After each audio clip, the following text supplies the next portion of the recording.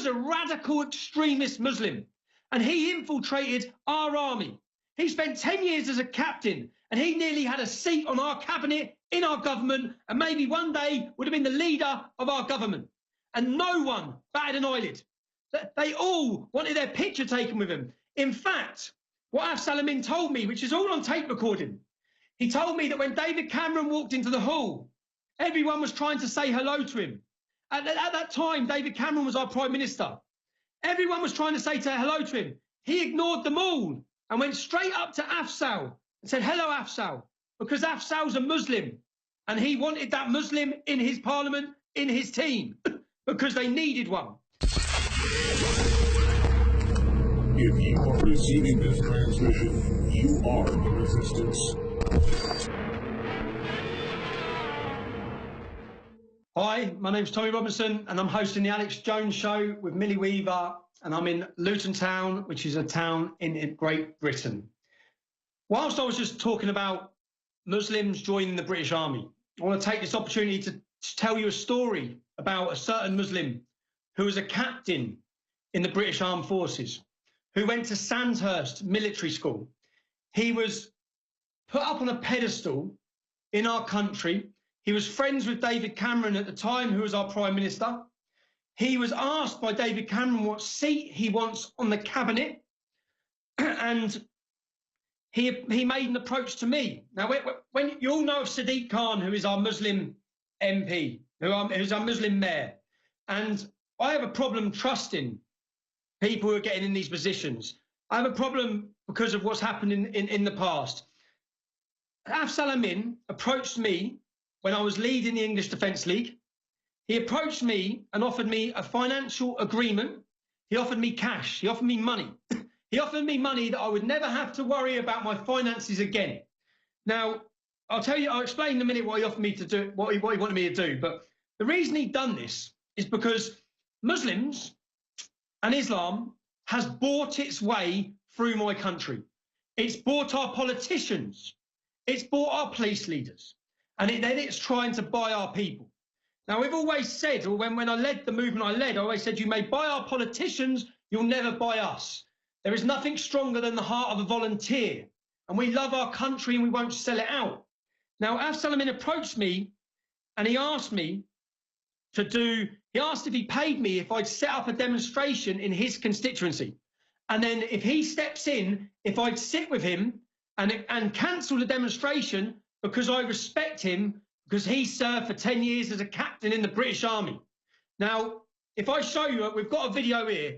I'll show you the news expose. This was the biggest news story in my country, weeks before the election. Now, I never got thanked for this, but if you watch the news story, it'll give you a brief minute of it, which will be explaining what happened. He seemed to be the Conservatives' dream candidate, a Muslim British Army officer for 11 years who'd done tours of Iraq and Afghanistan. This was Afzal Amin speaking out against extremism after the murder of Lee Rigby. We won't give in to this extremist narrative, whether it comes from one element or another.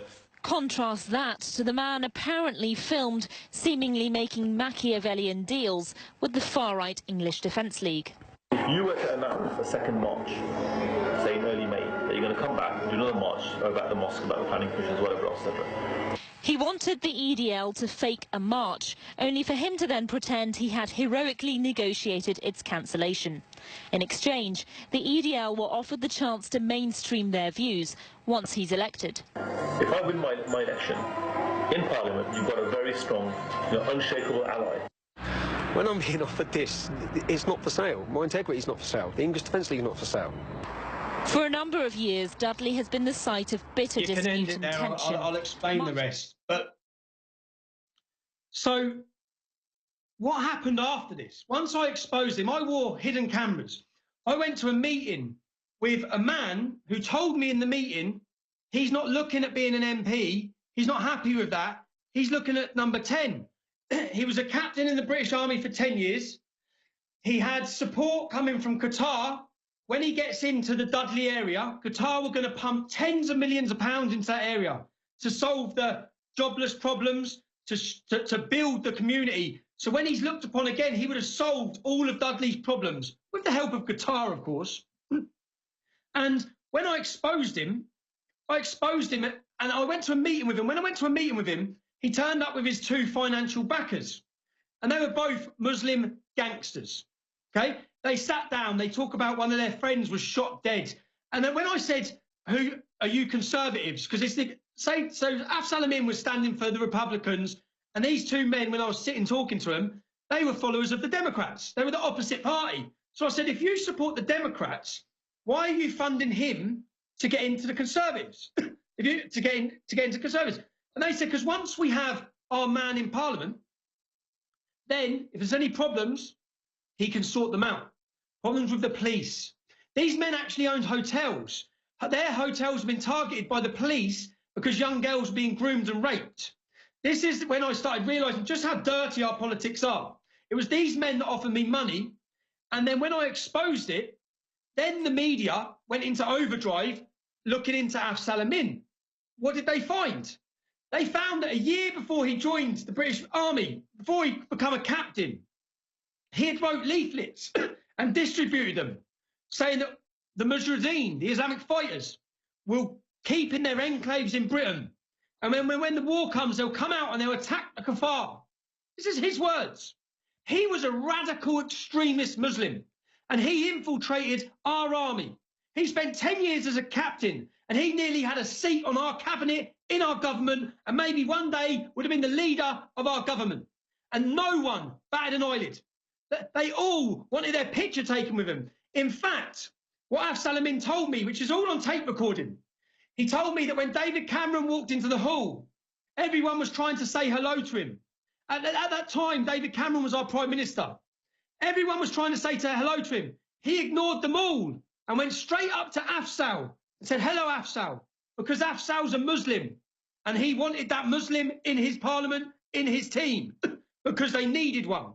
This is how, and at that time then, there was no thank you to us for exposing an undercover operative for a foreign entity within our government. I'm fully aware of many people who have infiltrated the American government, especially the last Barack Obama's government. But we have currently the same situation has happened now in our capital city. We had it with the mayor of Tower Hamlets, who was a radical extremist, who got into a position where he was in charge of £1 billion of our budget because he was voted in. This is how our politics is working. This is how your American politics will change. They become Muslim, the Islamic community becomes so powerful with their block voting because they're all hardened in certain areas. We have another extremist group in the UK called MEND. Their leader of MEND is on record as saying we will use democracy only to implement Sharia. He's on record as saying that British military are legitimate targets. He's on record as saying many extremist things. Jeremy Corbyn, who is the leader of the opposition in the UK, shared a stage with this man a number of months ago. In the transcripts I got from a mosque in Greater Manchester, one of MEND's leading representatives told the congregation, all political groups will work with us. We can now sway 30 seats in politics. 30 seats. So it doesn't matter how extreme they are. It doesn't matter how radical they are. They will gain them power. That is what they did. We had an election. Jeremy Corbyn gained 30 seats. The Labour Party in the UK have become the most anti-Semitic, anti-freedom party there is. And they side every time with the Islamic community. And for another example of why that is, in my hometown of Luton, the projected growth forecast by the year 2030, these are government statistics, they're not Tommy Robinson statistics. The Islamic community, the Bangladeshi and Pakistani community are going to increase by 70 to 77%. The black and white community will increase by 1.2 to 1.4%. So Labour understand fully, due to the birth rate and the demographical change of this great nation, that Islam is the future. And that's why we're being sold out left, right and centre from one end of this country to the other. And Americans really need to understand just how quickly that happens. I've watched in my hometown where one area you can be in and you look at it a few years later and you think, what has happened here? It's that quick. with a birth rate of 5.6 children. That's on average in the UK, the Muslim community. 1.3 children we have on average. I ask every imam and Muslim I meet, how many children do you have? My local imam has 14 children with 3 wives. That's what's happening, and it's happening like that. So as a warning to America, unless you address, there's things we can do to address this, but we don't. We could limit the benefit system to 2 children, because at the minute, we're paying for this, which is insane. We're all working very hard, paying lots of tax, so that they can have lots of babies, so that they can change the culture and the way our country looks and the future of our nation. Rant over. We're going into a commercial now, and we'll get back afterwards on the fake mainstream media. If you are receiving this transmission, you are the resistance.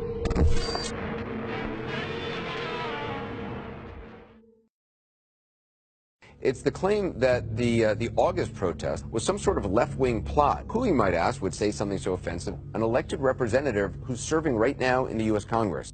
And look at the background. George Soros is one of those people that actually helps, back these individuals. Who is he? My understanding is that you went out with this protector of yours who swore that you were his adopted godson. Yes. Went out, in fact, and helped in the confiscation of property from the Jews. That's right. Yes. Was it difficult? Not at all. Do you think George Soros funded the neo-Nazis who marched in Charlottesville? Wouldn't it be interesting to find out? These conspiracy theories were first spread by radio talk show host Alex Jones. Is this lost on anyone? George Soros is a famous Nazi collaborator. From the front lines of the information war, it's Alex Jones. The globalists are losing, but they're doubling down their attacks. There's one thing they fear, and it's people power.